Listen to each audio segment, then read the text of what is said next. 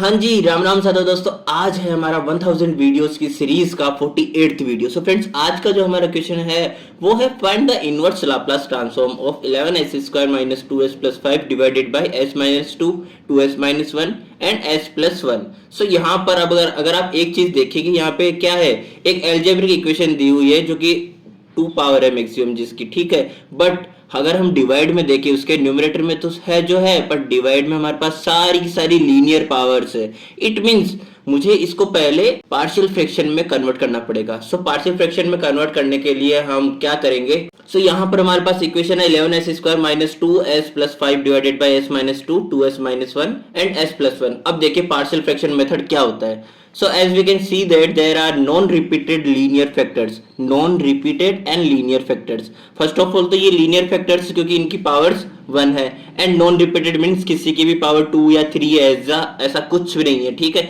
सभी non-repeated है।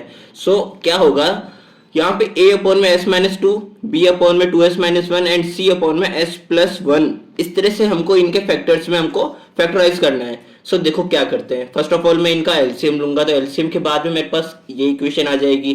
अब एलसीएम के बाद में यहाँ पे s माइनस 2 को डिवाइड करूंगा, जो हमारे पास एलसीएम आया उसमें, तो मेरे पास में क्या आ जाएगा, जो कि इसके अलावा दो टर्म्स है वो आ जाएंगे। तो a मल्टीप्लीकेशन में 2s minus 1 and s plus 1 as it is. अगर मैं b के लिए बात करूँ तो सिंपल सी बात है कि इसके जो नीचे है उसको एक्सक्लूड कर दो आप एलसीएम में से, और इन दोनों के साथ में मल्टीप्लाई करके लिख दो, ठीक है। एज इट इज सी के लिए इसके जो नीचे है उसको एक्सक्लूड करके जो उसके अलावा दो टर्म्स है उनके साथ में मल्टीप्लिकेशन में लिख दो।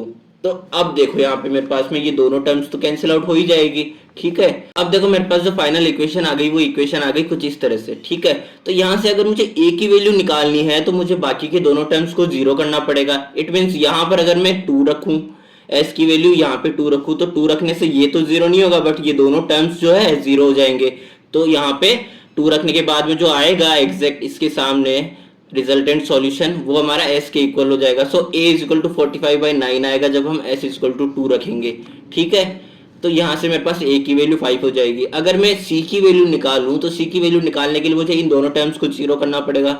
इट मीन्स यहाँ पे s की वैल्यू -1, s की वैल्यू -1 रखूंगा तो ये दोनों टर्म्स जीरो हो जाएंगे, और ये वाला टर्म जो है ये जीरो नहीं होगा मेरे पास में, ठीक है। तो यहाँ से मेरे पास में c की वैल्यू जो आएगी वो आएगी 2।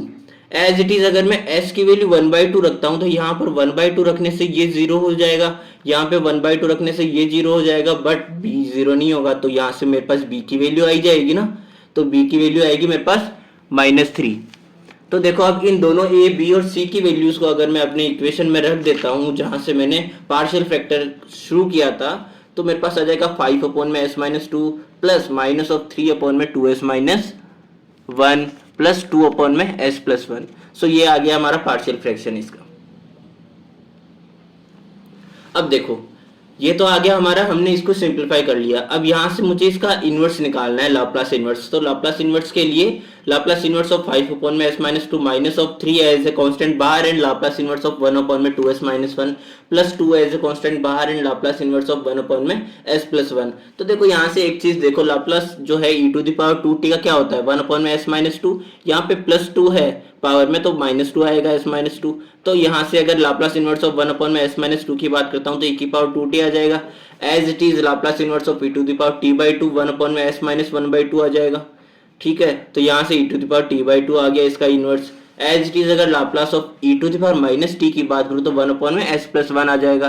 तो जहां से मेरे पास में e⁻t आ गया इसका इनवर्स। अब देखो इनको मुझे इस इक्वेशन में रखना है, ठीक है। तो यहाँ से 5 को एज ए कांस्टेंट मैंने बाहर लिया, तो ये वाली चीज का मैंने इनवर्स क्या निकाला था, e⁻2t, तो e⁻2t आ गया मेरे पास में। As it is minus of 3/2, देखो यहाँ से -3/2 कॉमन लिया तो s माइनस 1/2 हो गया। s माइनस 1/2 इसका इनवर्स हमने क्या निकाला, तो यहाँ पे हमारे पास e⁻t/2 आ गया एंड माइनस ऑफ 3/2। अब यहाँ से 2 एज ए कांस्टेंट बाहर था, और लाप्लास इनवर्स ऑफ 1 अपॉन में s प्लस 1 मैंने क्या निकाला था, e⁻t, तो यहाँ से e⁻t आ गया। तो इन सभी को हमने जब फाइनली रखा तो मेरे पास में इस इक्वेशन का जो इनवर्स निकल के आया वो आया ये।